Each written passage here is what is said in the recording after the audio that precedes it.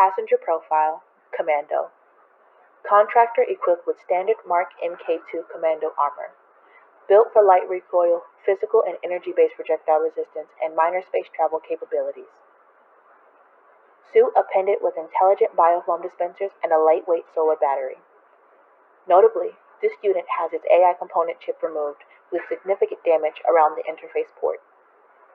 Individual also cleared 2 military-grade semi-automatic pistols and 1 utility stagger blade. Stagger blade is to be held in carrying case at all times to prevent potential genetic damage in civilian passengers.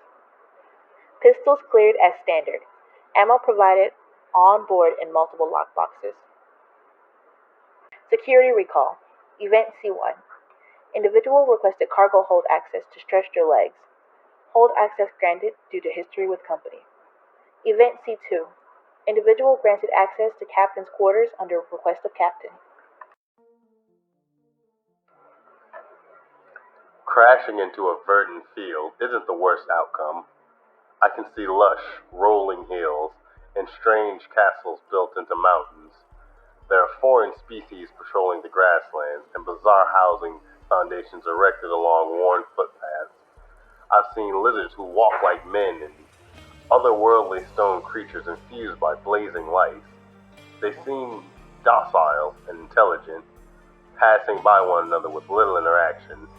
But their stiffened postures leave me wary. There's so much culture here for an undocumented planet. There's so much history to these buildings, but their construction doesn't make any sense. Rebar and concrete make up juvenile fabrications, accompanied by warm bricks gathered from ancient castles just meters away.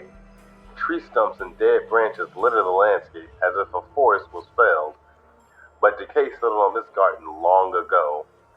How do you get to concrete before raising a single village? Red sparks dance in the distant sky. I don't know what I'm hoping for. I'll record my findings in the field notes. Petrichor 5, Commando, Field Notes, the Sand Crab. A few hours after my crash, I finally decided to investigate the nearby area. As I moved past a particularly large mound of sand, it began to shift and roar. From it erupted a giant crab-like beast, standing above me at 10 feet tall with claws the size of a small man. The giant crab moves surprisingly fast for its size. The foliage growing on its back indicates that they stay still for long periods of time, meaning this crab is either extremely patient or hibernates regularly. After exhausting my supplies and taking it down, I salvaged what meat I could. Very chewy, but not unpleasant.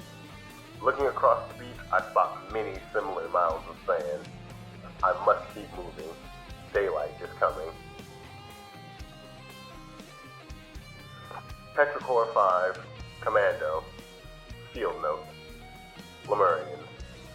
The first sentient species I discovered upon my unfortunate arrival. Around 7 feet tall, with scaly skin, not much different from that of a lizard. Bipedal, aggressive on sight, minus a few exceptions. These Lamarians have an extremely powerful bite, but don't seem to employ weapons. All species that I have encountered have armor on their shoulders and wrists, indicating a high level of intelligence. They seem to live in underground tunnels networked all over the planet, and can use these tunnels to ambush prey. From what I've briefly seen, they seem to enjoy song and dance. Petrichor 5, Commando, Field Notes, Rock Golems. Now they are interesting. These golems, which tower over me at 10 feet tall, are constructed from the soil and rock beneath my feet. After a brilliant red flash, the earth itself moves to create these constructs in 2 seconds flat. If I didn't know any better, I would consider this magic. Because of their material, they are extremely tough to take down. Using the same technology that constructs them, the rock golems are capable of creating a clap, which generates great amounts of energy. Damaging a golem eventually causes it to malfunction and die, returning to the ground. Despite their powerful combat abilities, the golems are gentle to everybody but me, and can be seen playing with wildlife. Petrichor 5, Field Notes, Commando, the Colossus. A low groaning, lasting for a few days at least.